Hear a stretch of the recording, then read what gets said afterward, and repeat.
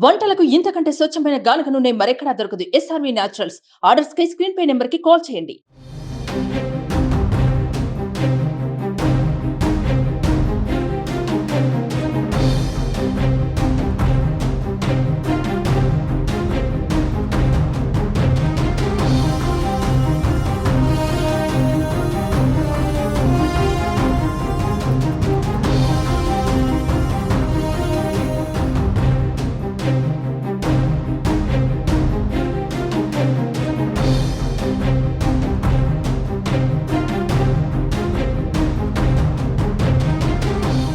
నంద్యాల జిల్లా ఆళ్లగడ్డలో అర్ధరాత్రి కలకలం రేగింది. టీడీపీ అభ్యర్థి భూమా అఖిలప్రియ బాడీగార్డ్ నిఖిల్పై గుర్తు తెలియని వ్యక్తులు దాడికి పాల్పడ్డారు.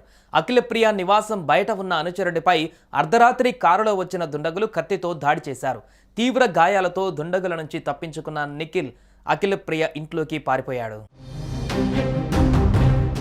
నంద్యాల జిల్లా ఆళ్లగడ్డలో మాజీ మంత్రి భూమా అఖిలప్రియ బాడీగార్డ్ నిఖిల్పై హత్యాయత్నం జరిగింది.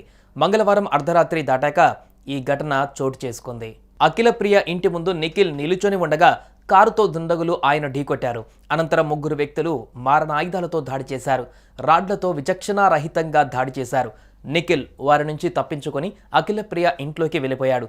తీవ్ర గాయాలతో ఉన్న అతడిని నంద్యాలలోని ఆసుపత్రికి తరలించారు. ఈ ఘటనకు సంబంధించిన సీసీటీవీ ఫుటేజ్ వైరల్ అవుతుంది. గతంలో నంద్యాలలో టీడీపీ జాతీయ ప్రధాన కార్యదర్శి నారా లోకేష్ చేపట్టిన యువగలం పాదయాత్ర సమయంలో టీడీపీ నేత ఏవి సుబ్బారెడ్డిపై నిఖిల్ దాడి చేశారు. ఈ నేపథ్యంలోనే ఆయన వర్గీయులు తిరిగి దాడికి పాల్పడినట్లు భూమా అఖిలప్రియ వర్గీయులు ఆరోపిస్తున్నారు.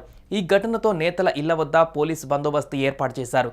ఏవి సుబ్బారెడ్డి, చంద్రతో పాటు మరో నలుగురిపై ఆళ్లగడ్డ పోలీసులు స్టేషన్లో కేసు నమోదు చేశారు. మరోవైపు పలు సమస్యాత్మక ప్రాంతాలలో భారీగా పోలీసులు మోహరించారు. పలువురు రాజకీయ నేతలను హౌస్ అరెస్టు చేశారు. అడుగడుగునా పోలీసులు వాహనాలను జల్లెడపడుతున్నారు. పల్నాడు, జమ్మలమడుగు వంటి ప్రాంతాలలో సెక్షన్ 144 విధించారు.